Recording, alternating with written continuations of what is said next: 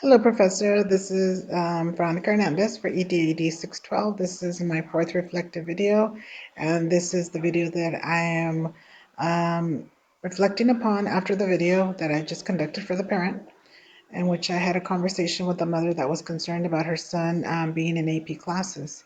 So the reasoning for allowing the student to actually take the AP classes is because I think of it as equity. The child is able to do it. He can do it. He wants it. The parents want it.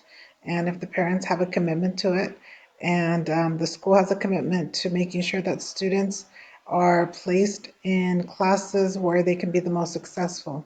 One of the items that I looked at were the students' scores from previous years.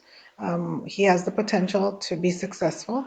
I feel that if we work as a team, the school, the parent, the teachers, the student, and if we make a commitment and a compromise to support that student in their education, we will have better results.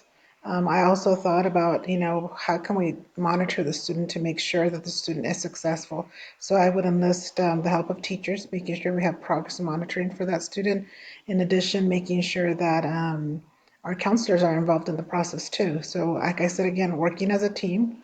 I also thought of it as a parent. If a parent takes the time to go to you and to ask you, um, for support in getting a student that is capable, obviously capable, of being in a class, then you need to listen to them.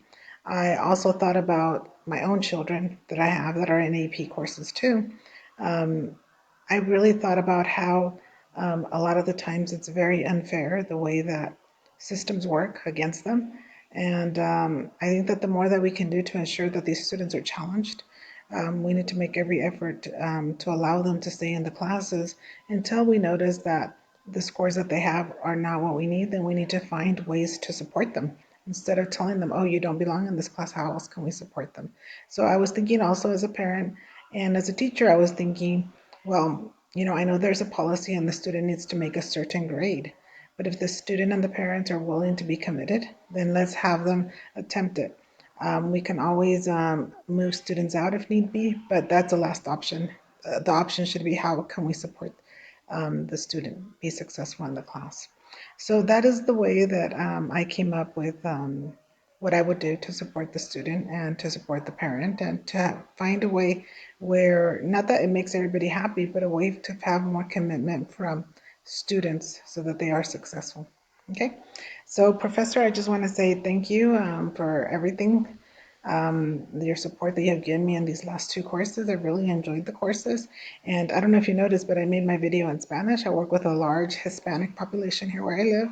And I thought it was important for myself to hear myself say it in Spanish because that is the community that I work with. And since I know that you speak Spanish, I wanted to have the video in Spanish. So thank you, Professor. Have a great day. And I hope I'll see you in the future. Okay, bye-bye.